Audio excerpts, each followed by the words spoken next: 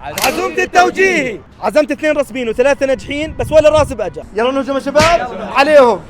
بالدريزو الجديد 4 نكهات بروستد وتشكيلة على كيفك وظبط الشباب. واحنا بنستنى بالاكل حاب اسال كل واحد شو حاب يكون بالمستقبل. اقتصاد، علم سياسي، IT، مصاري حبس. الله يوفقكم يا رب العالمين. جوعنا يلا الاكل يجي. شباب شو حابين تبلشوا؟ بالريزو عليهم. في منه 4 نكهات بالمو عن جد ابدع فيهم، وهي ريزو مع بالمو اورنج صوص. بنقول بسم الله.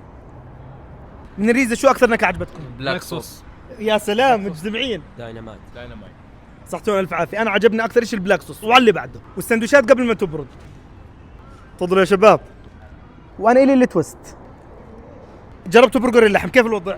شهي، عندكم؟ ممتاز. انت دجاج وانا دجاج، كل مره بكون اذكى من اللي قبل. وضروري اخذ رايكم بالبروستد. بتحب الحار؟ وضروري نجرب نثومه لانه عندهم عن جد ولا غلطه. كيف الوضع يا شباب؟ شي فاخر على الأول. ما شاء الله بالمو عن جد مرتب. صحتين والف عافيه يا شباب. واليوم ما بناكل لحالنا، رح نعطي لكل حدا بتابعنا دينارين لما يستخدم هذا الكود، وتنزل تطبيق اشيائي وبتستخدم محصل على تطبيق اشيائي.